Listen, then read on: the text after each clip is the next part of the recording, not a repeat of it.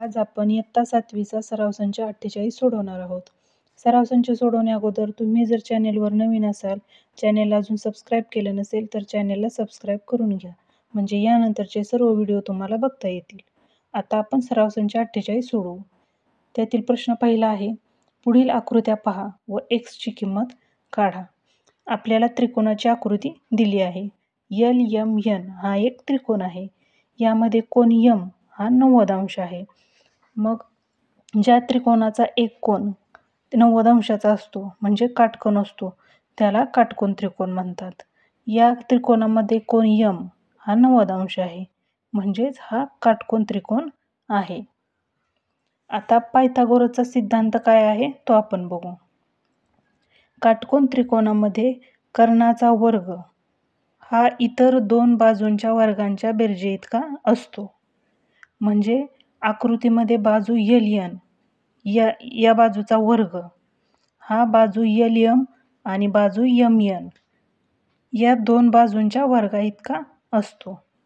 आता इथे आपल्याला बाजू LM ची किंमत लांबी दिलेली आहे आणि MN ची सुद्धा दिलेली आहे. आपल्याला LN ची किंमत काढायची आहे म्हणजे x ची किंमत काढायची आहे. मग बाजू LM व बाजू MN या दोन बाजूंच्या वर्गांची जर बेरीज केली तर आपल्याला LN या बाजूचा वर्ग मिळेल आणि आपल्याला x ची किंमत मिळेल. आपण पायथागोरसचा सिद्धांत लिहून घेऊ. पायथागोरसचा सिद्धांत बरोबर कर्ण वर्ग बरोबर पाया वर्ग अधिक उंची वर्ग.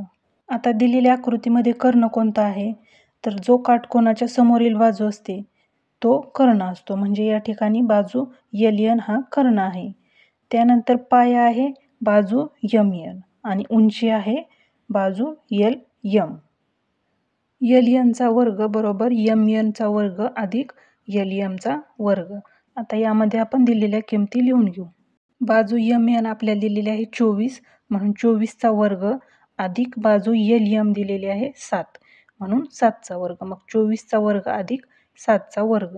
24 चा वर्ग आहे 576. वर्ग म्हणजे 24 गुणिले 24 केलं तर 576 येतं आणि 7 चा वर्ग आहे 49. मग 576 अधिक 49 यांची आता बेरीज करू.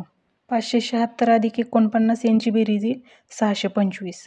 हा आपल्याला LN वर्ग मिळाला.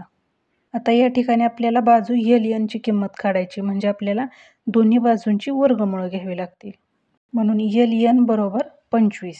625 चं वर्गमूळ 25. मग आपल्याला आता x ची किंमत मिळाली म्हणून x बरोबर 25. यानंतर दुसरं उदाहरण आहे. आपल्याला QPR हा त्रिकोण दिला आहे. या त्रिकोणामध्ये कोन Q हा काटकोन आहे म्हणजेच काटकोनासमोरील बाजू PR हा कर्ण आहे. आपल्याला या त्रिकोणामध्ये एक बाजू दिलेली आहे QP बरोबर 9 म्हणजेच आपल्याला कर्ण आणि पाया दिलेला आहे. PR हा कर्ण आहे तोही दिलेला आहे आणि आपल्याला उंची काढायची आहे. मग आपण पायथागोरसचा सिद्धांत लिहून घेऊ. पायथागोरसचा सिद्धांत बरोबर कर्ण वर्ग बरोबर पाया वर्ग अधिक उंची वर्ग. दिलेल्या त्रिकोणामध्ये PR हा कर्ण आहे, QP हा पाया आहे आणि QR ही उंची आहे. म्हणून PR चा वर्ग बरोबर QP चा वर्ग अधिक QR चा वर्ग. आता यामध्ये दिलेल्या किमती भरू. 41 चा वर्ग बरोबर 9 चा वर्ग अधिक x वर्ग. QR आपल्याला दिलेली नाही म्हणून आपण x वर्ग लिहिणार. 41 चा वर्ग येईल 1681. 41 गुणिले 41 केलं तर 41 चा वर्ग मिळतो. 1681 बरोबर 9 चा वर्ग येईल 81 अधिक x वर्ग.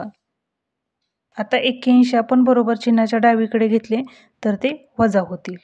1681 वजा 81 बरोबर x वर्ग. 1681 मधून 81 वजा केले तर 1600 येईल बरोबर x वर्ग. आता आपल्याला x ची किंमत काढायची. मग आपण दोन्ही बाजूची वर्गमूळ घेऊ. 1600 चं वर्गमूळ आहे 40. 40 गुणिले 40 केलं तर 1600 येतं. म्हणून 1600 चं वर्गमूळ आहे 40 बरोबर x. आपल्याला x ची किंमत मिळाली. म्हणून x बरोबर 40. यानंतर तिसरं उदाहरण आहे. आपल्याला EDF हा त्रिकोण दिला आहे. यामध्ये कोन D हा 90 अंश आहे म्हणजे हा काटकोन त्रिकोण आहे. मग आपण पायथागोरसचा सिद्धांत लिहून घेऊ. पायथागोरसचा सिद्धांत आहे कर्ण वर्ग बरोबर पाया वर्ग अधिक उंची वर्ग. दिलेल्या त्रिकोणामध्ये EF हा कर्ण आहे, ED हा पाया आहे आणि DF ही उंची आहे. EF वर्ग बरोबर ED वर्ग अधिक DF वर्ग. आता यामध्ये दिलेल्या किमती भरू. 17चा वर्ग बरोबर x वर्ग, कारण ED आपल्याला दिलेलं नाही म्हणून x वर्ग अधिक 8चा वर्ग. 17चा वर्ग येईल 289 बरोबर x वर्ग आहे असं लिहायचं अधिक 8चा वर्ग 64. आता 64 आपण बरोबर चिन्हाच्या डावीकडे घेऊ म्हणजे ते वजा होईल. 289 वजा 64 बरोबर x वर्ग. 289 वजा 64 केलं तर त्यांची वजाबाकी येईल 225 बरोबर x वर्ग. आता x वर्गची आपल्याला किंमत मिळाली पण आपल्याला x ची किंमत काढायची. मग आपण दोन्ही बाजूची वर्गमूळ घेऊ. 225चं वर्गमूळ आलं 15. 15 बरोबर x म्हणजेच x ची किंमत आपल्याला मिळाली x बरोबर 15. यानंतर दुसरा प्रश्न आहे काटकोन त्रिकोण PQR मध्ये कोन P बरोबर 90 अंश.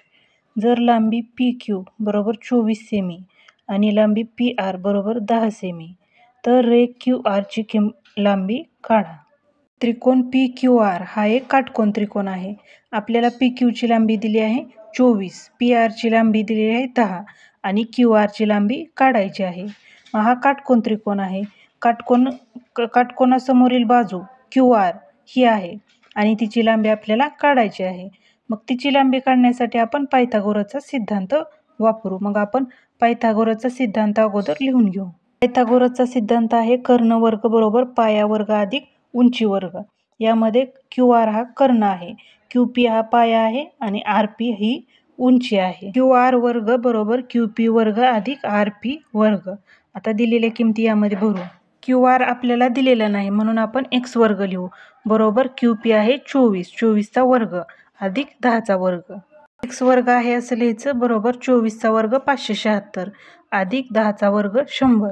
576 अधिक 100 केलं तर 676 येईल. मग x वर्ग बरोबर 676.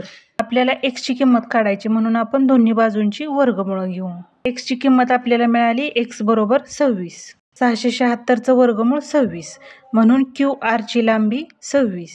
सराव संच 48 मधील पहिले 2 प्रश्न आपण या व्हिडिओमध्ये सोडवले आहेत. राहिलेले प्रश्न आपण पुढच्या व्हिडिओमध्ये सोडवू. तुम्हाला जर व्हिडिओ आवडला असेल तर व्हिडिओला लाईक करा आणि चॅनलला सबस्क्राईब करा.